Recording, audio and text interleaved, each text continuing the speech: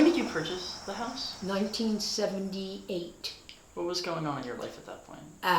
We were living in Boston, raising a family, 3 kids. My husband worked for a family-owned company called Donnelly Outdoor Advertising, and my husband was a salesperson for the company. His father ran the company, but then he was, by this time, not working for the company anymore, but the owners who died, had 3 sons, or 6 sons. Yeah. They didn't want anything to do with the company. They sold the company. We were out of work in Boston, no job, and a lot of money was owed to my husband's commissions for outdoor advertising space that he already sold, and nobody wanted to pay him. Okay. We had to eventually sue to get the money. In the meantime, we had no money, but he had a friend who worked for an outdoor plant called Rollins Outdoor Advertising in Philadelphia. He got a job. Okay. And we made the move. Did you like the house at first? Did you just kind of... Oh, no, we liked the outside. We didn't even get in the front door, the 2 of us. In fact, the realtor, Reggie Trainer, who I know very well, because I sold houses in this area for 42 years, Reggie Trainer never showed us this house because it was too small. And we were riding around. It was a bad time, right before Christmas, looking at houses, or before the holidays. And, you know, she had nothing more to show us. She did not show us Havertown, which would have worked perfectly, being down there, because of the way the houses were pre-war houses, which I loved and Paul loved. And it would have been a shorter commute to work for him, all kind of stuff. But, you know, she came out of Havertown in her young days and lived on the main line. And, you know, she was a newer agent, which I didn't know at the time. Okay. And she sold this area. She lived in Devon, right here, and she just sold, and there was no houses. Second day out, Paul came with us, and he has what was then a big green book showing houses. And he said, well, what about that house? And she said, oh, well, I don't think so. It might be too small. He said, well, let's take a ride by. We got out of the car right across the street. She made the appointment, walked in, and we said, there's the house. And it was because of the age of the house. It had the built-ins in the living room. So, and it worked. I mean, it supported, I call it the little house that could, because it supported 3 kids, numerous dogs, mother, father, that'd be Paul and I, my mother, when she was ill many times, my sister Mary, who lived here while she was getting out of Baltimore and moving up this way, and then eventually she left and went back to Baltimore, but she lived here, and numerous other people in and out short term, and the little house they could, and here it is, and here I sit.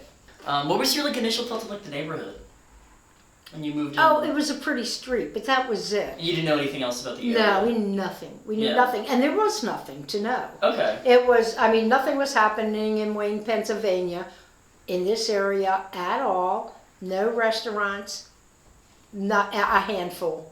And a place called Casey's, it's still up on Lancaster Avenue, was one, and everyone said, oh, you have to go to Casey's. Well, Casey's is a bar, and they have sandwiches. That was it. People in the main line, and this was the outer main line, but still the main line, they went to their clubs. So there was a whole thing sitting here.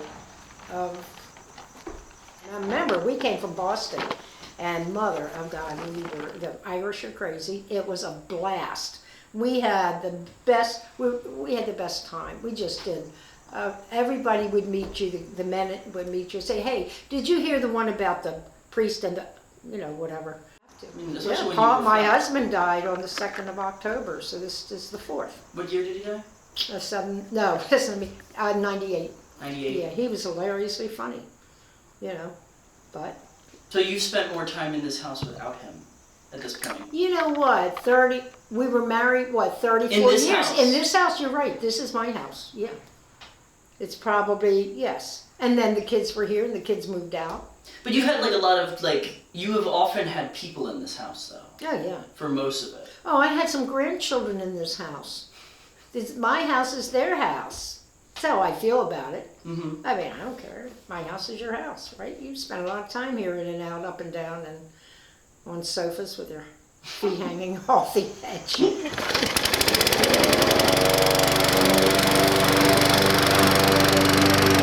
Well, real estate to me, houses are a commodity.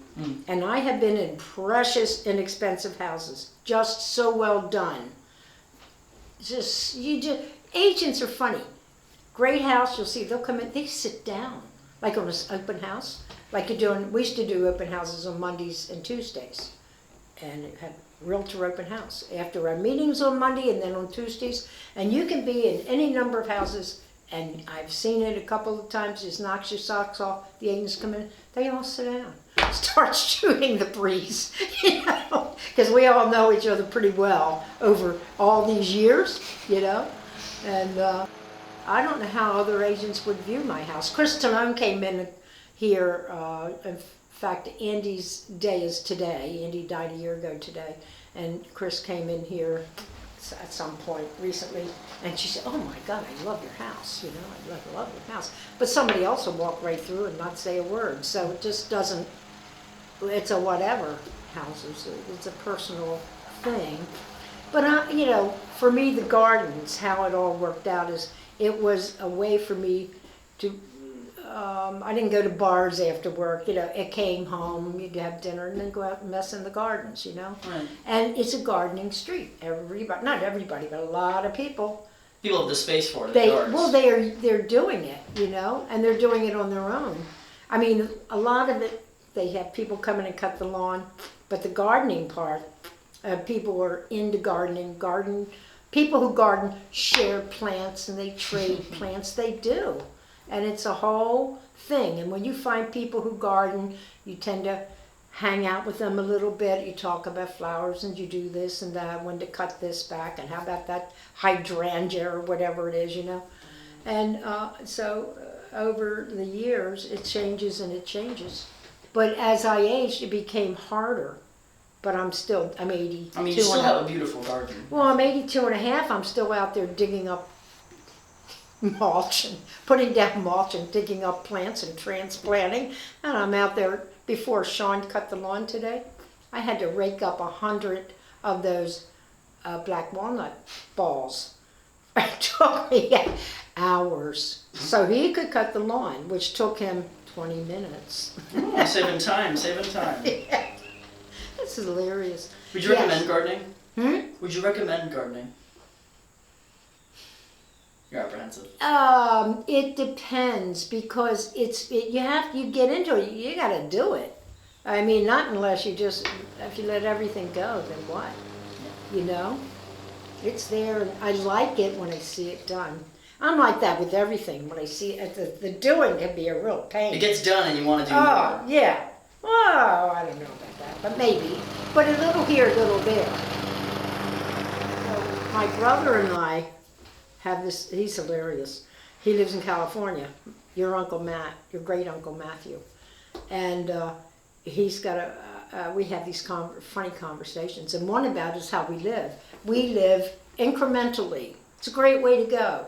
You don't have to go, I gotta do this. I gotta do that. Yeah, you do this. I'll do this. A little of this. I'll read a book for half an hour. Okay, I'll garden for 20 minutes. Okay, I think I'll run down and take a walk. Okay, then I might go to the store. And maybe I won't. Maybe I'll take a nap on the porch. Maybe I won't. That's how you do it. And it's really good. It's incremental living. We were going to write a book about incremental living, but it's too much trouble. We're going to do a pamphlet.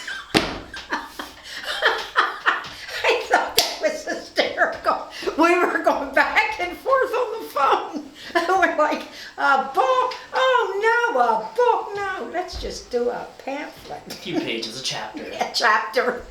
Yeah, we'll do. You know that. So that's how. That's how you do things.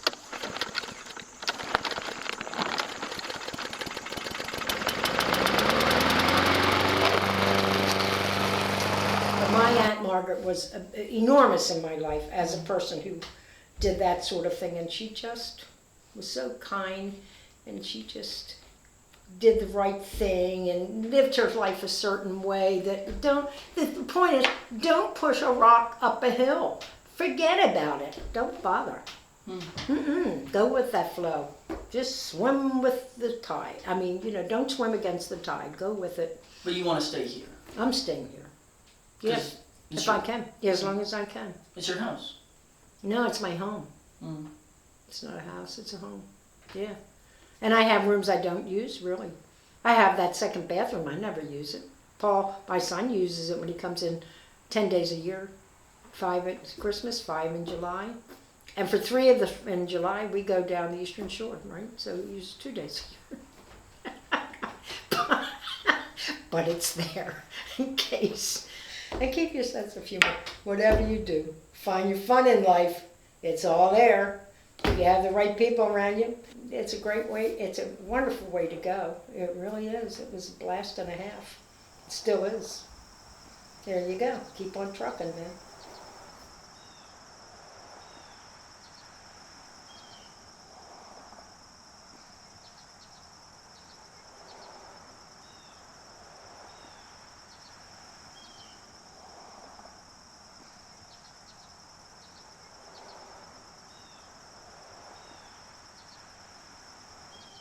So, I don't know if my math's right. That's like, what, 50 years?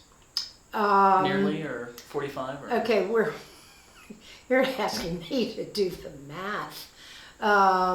Let's see, it was 19... Well, it was 78 or 79. No, 79 when we moved in. Okay, So okay. We'll go 80, so that was 40, 50. Maybe like 48 years, Yeah, 47? 48, 40. Yeah, right, it was 19, well, we can check this, right? We can. You can edit this.